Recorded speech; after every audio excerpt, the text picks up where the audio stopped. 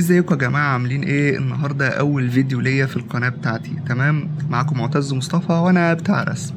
طيب، أنا قلت أبدأ الفيديو بتاعي. أول فيديو يا ترى هيكون عن ايه؟ هل على طول أبدأ ازاي تعرف ترسم بورتريه، ازاي تعرف ترسم الجسم التشريحي للبني آدم، أو فلقيت إن أنسب فيديو ليا هو إن أنا أبدأ إن أنا أعرف الناس أصلا. أجاوب على الأسئلة بتاعتهم، الأسئلة المهمة جدا. لو واحد مثلا مبتدئ، سؤاله الأولاني أبدأ منين؟ واحد وصل نص الطريق ولقى نفسه في ارت بلوك زي ما بيقولوا، أو شاف نفسه خبط في حيطة. طب أنا عايز أظبط الدنيا، عايز أرجع أحس بإن أنا في تطور. طب أعملها إزاي؟ هل يا جماعة الرسم بيجيب فلوس ولا ما بيجيبش فلوس؟ هل الناس اللي بترسم دي وصلت للمستوى ده ازاي؟ وهكذا أسئلة كتير.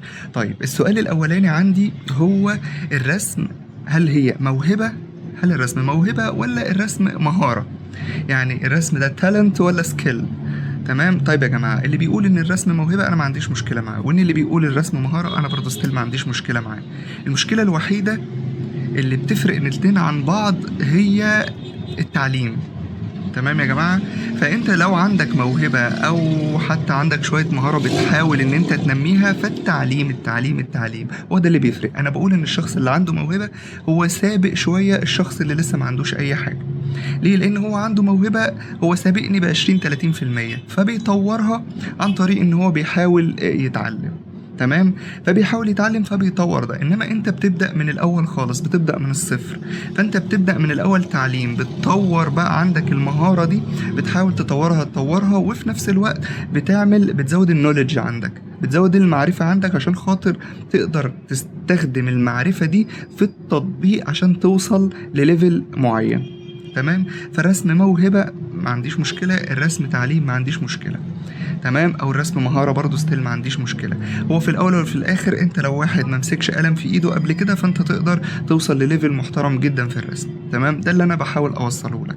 طب الراجل بتاع الموهبة بيفرق عني في ايه؟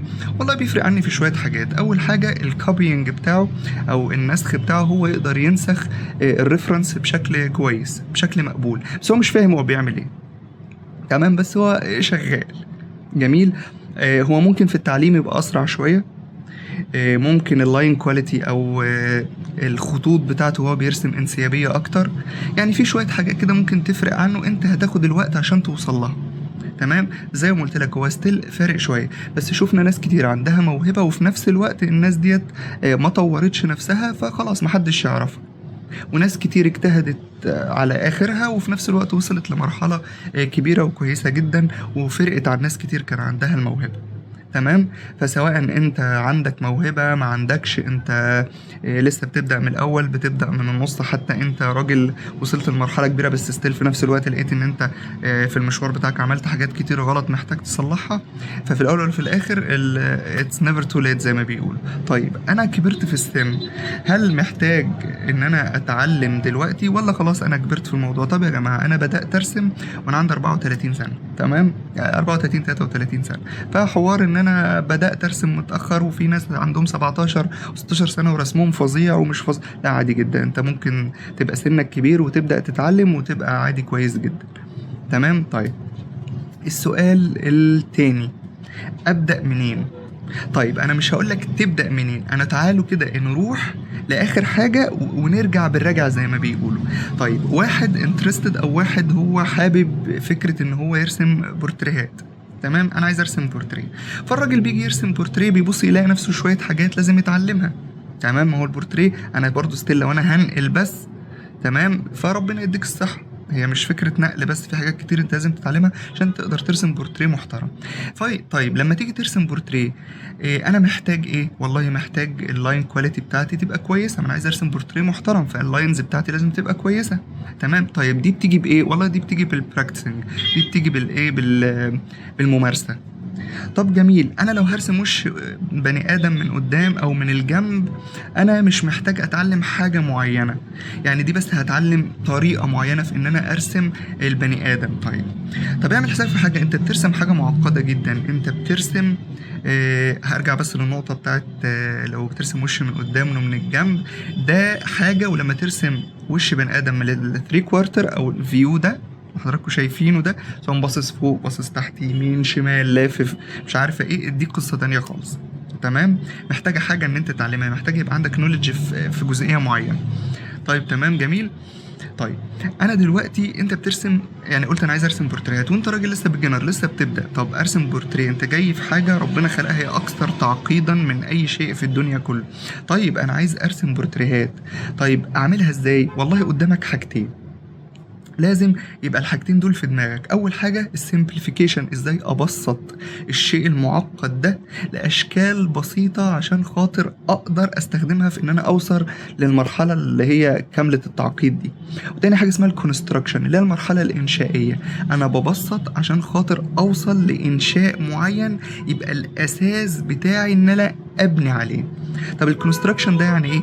يعني انت بتحول الحاجات دي لبيزك شيبس، يعني بتحول الوش البني ادم اللي عندك ده لبيزك شيبس، سواء دماغ وبوكس او صندوق او مكعب او سلندر لو مش عارفه بترسم. المهم يعني انت بتوصل ان انت تعمل الحاجات دي، توصلها ان هي تبقى بيزك شيبس عشان خاطر تقدر ان انت تبني عليها. طب البيزك شيبس دي اللي هي ايه؟ والله عندك المربع، عندك السلندر اللي هو الاسطوانه، عندك الدايره السفير، عندك البيراميد عندك حاجات كتير. طب جميل، انا الحاجات ديت هو انا عادي كده بتعلمها بس ارسمها ازاي؟ والله عشان ترسم الحاجات دي هي مش مجرد ان انا هقولك ارسم لي مكعب فانت اول ما تيجي ترسم مكعب هتلاقيه مظبوط، لا، لازم تتعلم حاجه اسمها البرسبكتيف او اللي هو المنظور. يعني ايه ببساطه البرسبكتيف؟ البرسبكتيف ده تخيل حضرتك انت واقف على مثلا زي ما تقول كده ايه خط، شايفين حضراتكم لما بنبص على البحر كده بنلاقي خط، ده بيسموه الهورايزون لاين او خط الافق. او لو انت واقف على قضيب قطر وبص في الاخر خالص على مرمى بصرك بتلاقي ان قضيب القطر ماشي ماشي ماشي وفجأة قابل بعض في نقطة، دي بيسموها الفانيشنج بوينت او النقطة اللي بيختفي عنها اللاينز دي. طب هل في الحقيقة في الواقع انا لو فضلت ماشي هلاقيهم قافلين في نقطة؟ لا طبعا، هما بيبقوا موازيين لبعض. تمام، فده اسمه illusion او وهم. تمام، ان هما لما الكاميرا بتبعد او مستوى النظر بيبعد الخطوط دي بتتقابل في نقطة بيسموها الفانيشنج بوينت، وده اللي احنا بنقدر نستغله على الورقة والقلم عشان خاطر نقدر نرسم. تمام، فعندك الهورايزون لاين ده. طيب انا لو بصيت على الحاجة، انا واقف تحت وبصيت على الحاجة من فوق، انا عندي وش بني ادم وبصيت عليه من تحت كده، والله هشوف دقنه هشوف مناخيره من تحت وهكذا، ده معناه ان الجزء ده فوق الهورايزون لاين. طب لو انا بصيت على حاجه من فوق، ابص الاقي الدماغ من فوق هنا، ابص الاقي المناخير الجزء ده، يبقى معنى كده ان انا تحت الهورايزون لاين. انا مش هدخل في البرسبكتيف بطريقه كبيره قوي، دي ليها فيديوهات تانية، بس لازم تبقى فاهم يعني ايه فكره الهورايزون لاين ده. حاجه على مرمى بصري، حاجه على الخط الافق، حاجه قدام عيني الاي ليفل او منسوب العين بتاعي، انا شايف الحاجه قدامي وباصص على الحاجه من تحت وباصص على الحاجه من فوق، فشكلها يبقى عامل ازاي. فنرجع تاني، لو عايز تفهم النقطه دي لازم هترجع معايا لنقطه اسمها يعني ايه رسم. انا اصلا برسم ليه؟ انا عايز اعمل اكونفي مسج معينه للفيور، يعني عايز اوصل مسج معينه للفيور. الراجل اللي شايف ده عايز اوصل له ايه؟ والله يا فندم انت لازم توصل له حاجه، انت بتقول له بص يا باشا انا الحاجه ال2 دي اللي معايا دي اللي هي الورقه والقلم، 2 دي يا جماعه ويت ولينث اللي هو طول وعرض. تمام، ورقه انا عايز احول الورقه دي 3 دي، يعني اللي ارسمه على الورقه 2 دي يظهر كانه 3 دي. طب دي انا اعملها ازاي؟ والله بتزود البعد الثالث اللي هو الايه؟ الاكس، اللي هو الزد. عندي اكس افقي وواي، وعايز ازود الزد بتاعي اللي هو الدبث، العمق بتاعي. انا عايز الشخص اللي بيشوف الرسم بتاعي يحس بعمق، يحس مش عمق اللي هو متقص، لا، يحس بعمق دبث، يحس ان هو شايف الحاجه 3 دي. يبقى انا الرسم عندي هو تحويل الحاجه من 2 دي ل 3 دي. طب جميل، طب انا بعمل كده ازاي؟ والله عن طريق حاجتين. احنا شفنا يا جماعه رجعنا لايه؟ للاساسيات، البيزكس، الفاندمنتالز. تمام، طب ايه هي بقى الاساسيات الحاجتين دول؟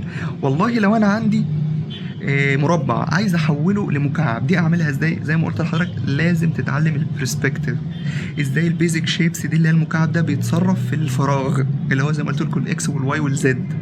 اعمل له العمق بتاعه ازاي. تمام. ففي اشكال انت هتحتاجها عشان خاطر تقدر تحولها ل 3 دي، لازم هتحتاج البرسبكتيف.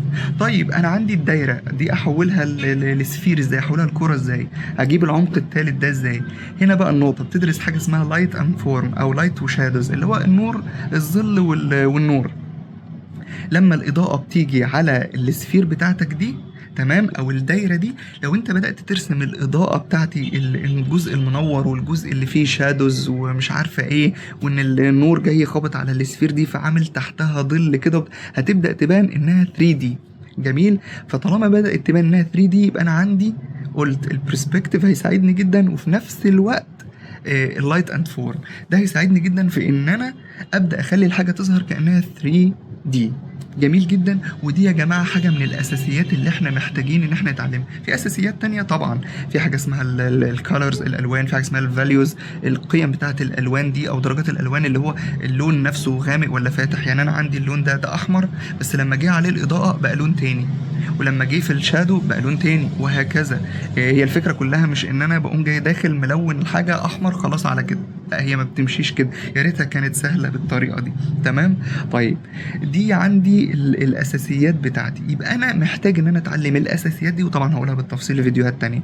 محتاج اتعلم الاساسيات دي، بس في نفس الوقت الاهم من ان انا يبقى عندي النوليدج دي، من اهم ان انا يبقى عندي الاساسيات، ازاي اقدر اطبق الاساسيات دي في ان انا اوصل ان انا ارسم الشكل المعقد.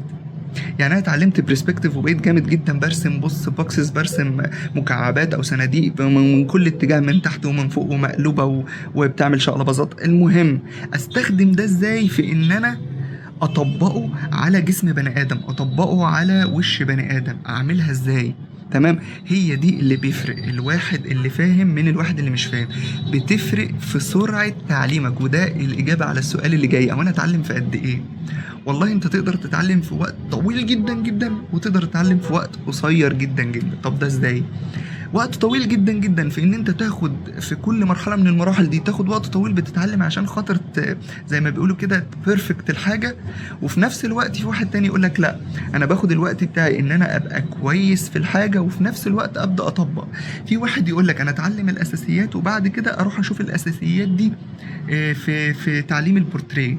في واحد تاني يقول لك لا، انا ادخل على البورتريه على طول واشوف لو وقفت في حاجه انا محتاج مثلا ان انا البورتريه عشان ارسم بورتريه مثلا من 3 كوارتر فيو اللي هو 3/4 ده، انا محتاج البرسبكتيف.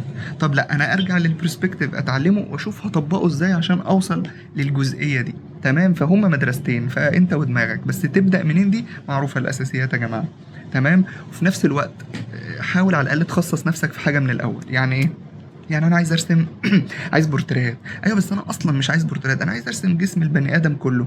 انا بنصحك ان انت تركز في حاجه. لو عايز ترسم مثلا كاركتر ديزاين او حاجه، يبقى في حاجات كتير هتتعلمها، بس زي ما قلت لك ارجع بالراجع، خليك مركز في حاجه معينه. ما تقولش انا عايز ارسم بورتريهات وارسم حيوانات وارسم مش عارفه كده. لما تيجي تتعلم حاجه معينه هتتعلم فيها اساسيات كتير، الاساسيات دي هتساعدك جدا في ان انت تاكسلريت، ان انت تسرع جدا من عمليه التعليم لاي حاجه تانية. تمام. جميل كده. فهي دي البدايه بتاعتنا، واحنا هنساعد بعض في ان احنا نوصل للنقطه دي باذن الله. طيب السؤال اللي بعد كده، اجيب فلوس منين؟ يعني الباشا ده الرسم بيجيب فلوس ولا لا؟ يا جماعه بيجيب فلوس. تمام. طيب بيجيب فلوس ازاي؟ دي قصه طويله، بس هقول لك الموضوع ببساطه. لو انت راجل شغال، انت اصلا الاساس بتاعك الكليه بتاعتك اصلا طالع من كليه فنون جميله، فنون تطبيقيه، بغض النظر اي كليه، وانت عايز تاخد ده ككارير، تمام، بتشتغل في شركات. والله في شركات انيميشن، في شركات مثلا بتاعت كوميكس بتعمل قصص مصوره، وهكذا. تمام. ده جزء الفكرة اللي هو الباسيف انكم، اللي هو الجزء الثابت بتاعي، شغلانه بتجيب لي مرتب معين وتقدر تخليك في القصه دي. تمام. طيب انا بني ادم ماليش في الشغل الثابت، انا اصلا اوريدي راجل دكتور، راجل مهندس، راجل مش عارف ايه، وعايز اشتغل شغل فريلانسنج. فريلانسنج ده بقى يا جماعه مثلا ممكن تجيب كوميشنز دي يعني ايه؟ انا راجل بعرض شغلي، جالي واحد قال لي بقول لك ايه يا باشا، انا بعمل قصه وفيها 2 3 كاركترز كده، عايزك ترسمهم لي يا باشا، تحت امرك، إيه بكام بكذا، قشطه، اتفقتوا مع بعض، عملت له الحاجه دي اسمها شغل الفريلانسنج. تمام. او شغل الكوميشننج، راجل اداني فلوس معينه عشان خاطر اعمل له شغلانه. طب حلو قوي كده، طب حلو جدا. في ايه تاني؟ والله انا ممكن اعمل ستيكرز، انا رسمت رسومات وعملتها على هيئه ستيكرز وبعتها على كتب، بعتها في ميداليات وي وي وي، بس طبعا ده ايه، ده حاجه تانية يعني. طيب عايز اعمل، في ناس مثلا بتعمل كوتشينه، انتوا عارفين الحاجات اللي قدام معروفه، واحد واثنين وثلاثه وبنت وولد وشاي طب ظهرها، مش دايما الظهر بيبقى حاجة ثابتة، الظهر ده ممكن تعمل فيه أشكال كتير. ممكن تعمل أنت تخصص لنفسك كوتشينة خاصة بيك أنت وتبيعها، أو ناس تانية بتبيعها لك. المهم عايز تعمل كوميك، قصة مصورة، عايز تعمل قصة أطفال، في حاجات كتير جدا أنت ممكن تجيب بيها فلوس. ده غير طبعا يوتيوب، لو أنت عايز تعرض شغلك على يوتيوب أو انستجرام أو تويتر أو الفيسبوك، كل الحاجات دي كلها، الفيسبوك، كل الحاجات دي بقت دلوقتي مونيتايزد. يعني ايه؟ يعني عشان خاطر بتوصل، هو مثلا ريكويرمنتس معينه، في متطلبات معينه، كرايتيريا معينه لازم تحققها، معايير معينه، بعد ما بتحققها بتبدا القناه بتاعتك تبقى مونيتايزد. يعني ايه؟ ان انت قابله للربح، ان انت ممكن بقى الناس تبعت لك فلوس، ان انت ممكن تجيب لك فلوس. فالسوشيال ميديا كله دلوقتي بقى ايه، بقى حرفيا تقدر تعمل عليه الحاجات دي. يوتيوب نفسها لو انت وصلت لمرحلة معينة تقدر تنزل الفيديوهات بتاعتك، الشورتس بتاعتك، تطلع لايف، يجي لك تيبس معين. المهم يعني في فلوس كتير، بس محتاجة كونسيستنسي، محتاجة ان انت تبقى في استمرارية، في التزام جامد جدا، كوميتمنت، في وقت، محتاجة وقت كتير قوي قوي قوي. طيب في سؤال تاني الناس بتتكلم فيه، يقول لك انا كل ما اسال واحد عشان ابقى كويس، هل يقول لي ارسم كتير. طيب هل دي نصيحه يعني مفيده؟ بصوا يا جماعه، انا مش هضحك على الناس، انت لو رسمت كتير بدون ما تتعلم صح، يعني انا مجرد ان انا عمال ارسم واكرر في الغلط، وارسم واكرر في الغلط، وارسم واكرر، طبعا دوت ملوش اي 30 لازمه. ليه؟ لان في الاول وفي الاخر انا بكرر نفس الغلط، لا وما عنديش حد يصحح لي ده اصلا. تمام؟ فالكلام ده كلام فارغ. انت محتاج فعلا ترسم كتير، بس في نفس الوقت تتعلم صح وانت بترسم. تمام؟ ليه؟ الرسم كتير هيظبط لك ايدك، هيبقى فيه انسيابيه. الرسم الكتير هيخلي مخك دايما حاضر، هيخليك هيبني الفيجوال لايبراري بتاعتك، او معنى اصح ان المكتبه المرئيه بتاعتك، انت هتشوف ريفرنس كتير، هتشوف ريفرنسز كتير، حاجه مرجعيه ان انت تنقل منها، هتبدا تتعلم كل الحاجات دي. انما لو انت مثلا واحد بيرسم ساعه ساعتين في الاسبوع، فده صعب جدا يعني. ده الناس بقى اللي هم الادفانسد خالص، اللي هم عارفين ان هم جايين خلاص اتعلموا كل حاجه، فجاي جاي زي ما تقول كده يقضي الشغلانه او يعمل منتج معين وخلاص. الراجل بينزل فيديو كل اسبوع او بينزل رسمه كل اسبوع وكده الدنيا تمام، بس ده وصل لليفل معين يعني. تمام؟ طيب ده فكرة ان انت ترسم كتير دي للأسف انت محتاج ان انت تبقى متفرغ للموضوع وترسم كتير. طيب فكرة تاني في ان انت تجيب فلوس يا جماعة، والموضوع ماركتنج بشكل رهيب. تمام؟ يعني لو جينا نعمل نسبة ما بين الماركتنج والسكيلز بتاعتك، حرفيا انت بتعرف ترسم ولا لا، فاحنا ممكن نقول 80% ماركتنج، 20% السكيلز. تمام؟ وفكرة انت تسوق لنفسك، الناس محتاجة ستوري، يعني ايه؟ محتاجة تشوف التطور ده عليك. في ناس ممكن من كتر ما تشوف الحاجة بتاعتك اللي هي الفظيعة دي، ممكن زي ما تقول كده ايه، يتقفلوا.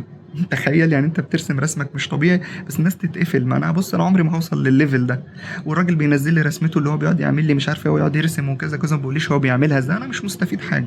فتلاقي واحد رسمه جبار مش طبيعي، بس الناس مش عايزه تتفرج عليه. تمام؟ بس ده طبعا ليه مصادر تانية بسم الله ما شاء الله يعني.